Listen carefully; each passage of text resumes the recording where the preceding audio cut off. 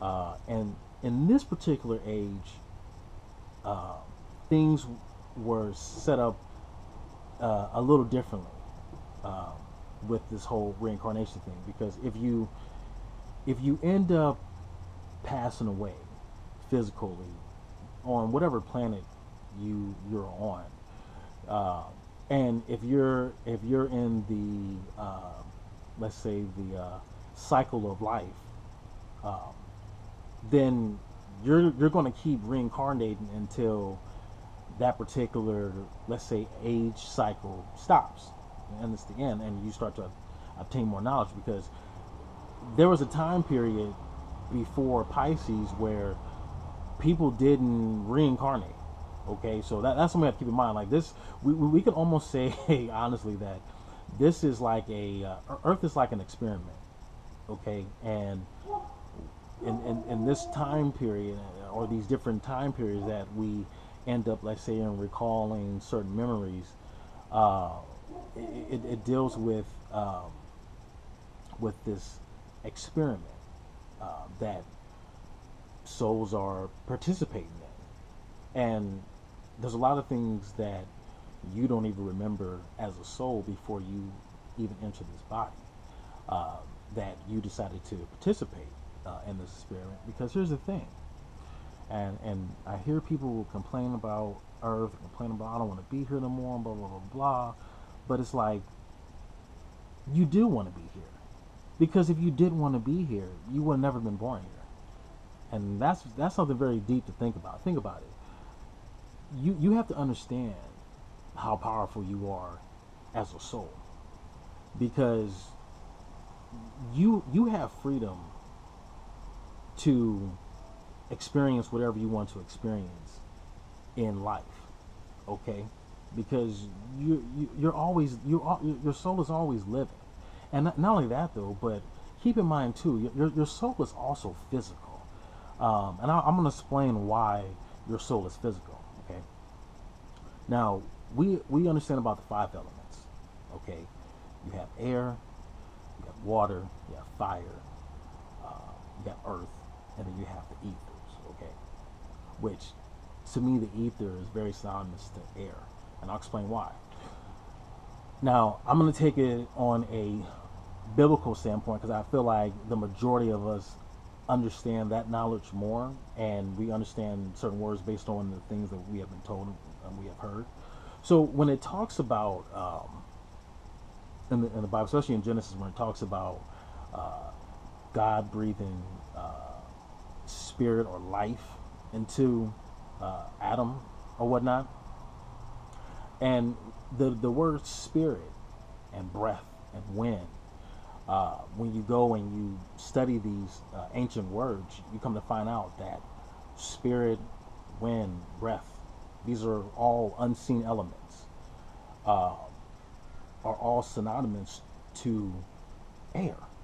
And air is part of the five elements. So this is why when people may walk into a house or walk into certain places and they feel a presence, well, yeah, of course you're going to feel the presence because you feel air, right? If I'm not mistaken, we all feel air. Yet, and we feel air physically. Think about it. We don't we don't feel air spiritually. Okay, we feel it physically. So if we feel air physically, then that means that your soul is just another physical element, and it falls into the element of air. You know, your body falls into the element of earth. So either way you look at it, you are the five-pointed star. Either way you look at it, you're all the five-pointed energy. You know, that's between fire and that's water too. So, you know, you are the five-pointed star. So even when you pass on from this body, you go into another body, or and this might be deep for some of y'all. I ain't gonna lie. For some people that's here, some people are living like Avatar. Kid you not. Like, if you guys ever seen that movie Avatar, Avatar is so on point, because this is where you get into the transmigration of the soul. Okay, and in the Ashtrahasis, it speaks about this very briefly. It talks about how there was a fallen Anunnaki god who ended up, his body ended up, so-called dying or shutting down.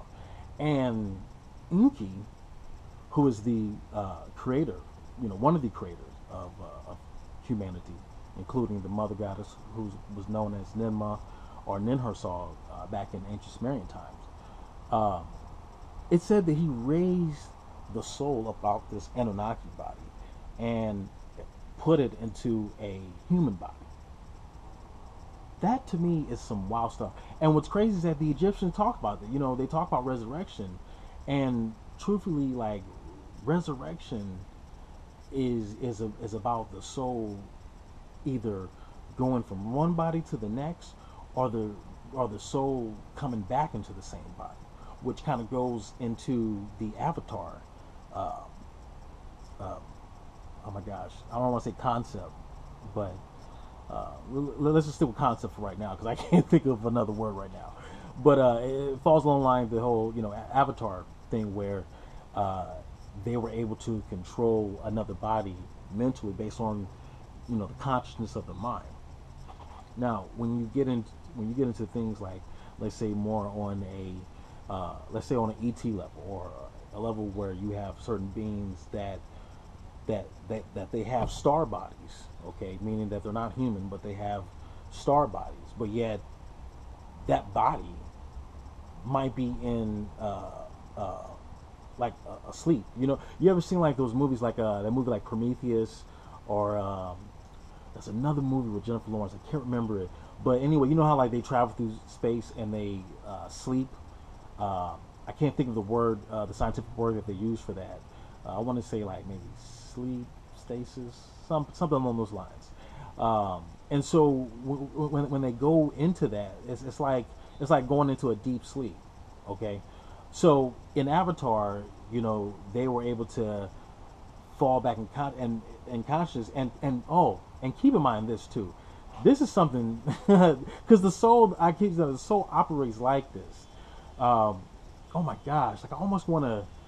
I think maybe in part 3, I think I'm going to go back and reference some things in Avatar, because I don't remember everything in Avatar, but there's some like key things in there that makes a whole lot of sense to what I'm trying to convey here to you guys. So there's some star beings, especially those that would be considered in the Anunnaki group, that their body, their otherworldly body is sleeping, but yet their consciousness, aka their soul, can leave that body and go into a human body. Okay, so a lot of people don't realize, like, you already been having ETs amongst you, because there's advanced souls that know how to do this and been doing this practice for a very long time. So there's a lot of, I would say, like, hybrids, because, okay, so the human body is already a hybrid, and we know this fact because we have something that scientists calls junk DNA. Okay, now what's interesting about Avatar is that when, in order for him to be able to control this avatar, what did they have to do? They had to take his DNA. Right now, because he was a twin, him and his brother shared the same DNA. Okay, so that's why he was able to control his brother's avatar, because they share the same DNA. Now, don't you think that your soul kind of does the same thing to your body? That it's like,